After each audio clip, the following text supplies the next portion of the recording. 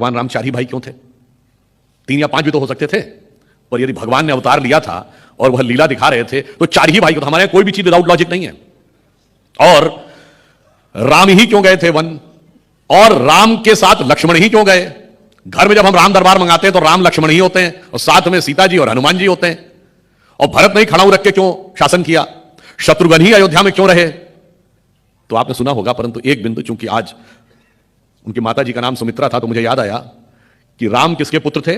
माता कौशल्या के, भरत केकई के, और सुमित्रा जी के 2 पुत्र थे, शत्रुघ्न और लक्ष्मण। तो जुड़वा भाई लक्ष्मण और शत्रुघ्न ही क्यों थे? हर चीज का कारण है। कोई भी चीज हमारे यहां कहानी नहीं है। देखिए 4 भाई इसलिए हैं कि यह 4 पुरुषार्थ के प्रतीक हैं, धर्म अर्थ काम मोक्ष।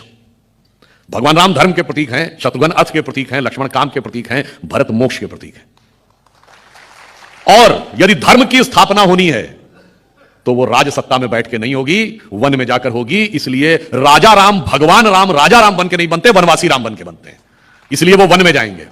और चूंकि लक्ष्मण जी काम के प्रतीक हैं, यानी कामना यानी इच्छाओं के प्रतीक हैं, तो कामना सदैव धर्म के साथ रहनी चाहिए। इसलिए वो राम को कभी छोड़ेंगे नहीं, वो सदैव उनके साथ रहेंगे। परंतु जब तुलसीदास जी ने हनुमान चालीसा में क्या लिखा, रघुपति कीनी बहुत बड़ाई, तुम मम प्रिय भरत ही संभाई। तो राम को फिर लक्ष्मण सबसे ज्यादा प्रिय क्यों नहीं? भरत ही क्यों प्रिय ज्यादा है? लक्ष्मण को तो राम प्रिय ज्यादा है, पर राम को भरत प्रिय है। क्यों?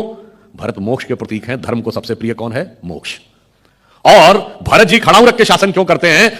मोक्ष धर्म के किसी भी एक प्रतीक को रखकर तपस्या करेगा तो मोक्ष प्राप्त होगा, इसलिए वो खड़ाऊ रख के शासन करते हैं। अब आइए इस बिंदु पे कि लक्ष्मण जी और शत्रुघ्न जी ही जुड़वा भाई क्यों है?